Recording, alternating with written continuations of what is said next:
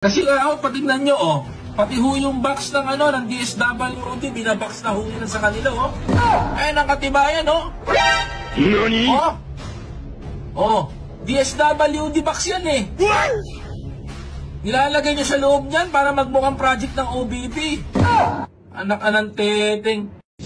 Kita nyo yung laman ng DSWD, mga kababayan ko na nasa box, na pinamimigay, ilalagay nila sa bagong, sa lalagyanan na puti.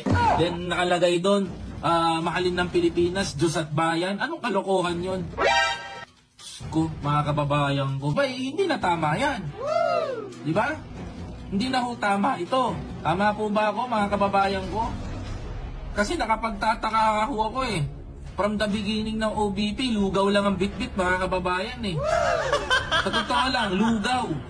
Mga kababayan ko. Ayan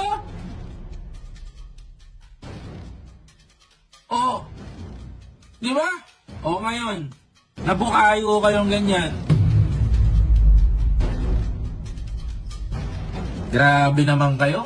Hindi naman tama yan.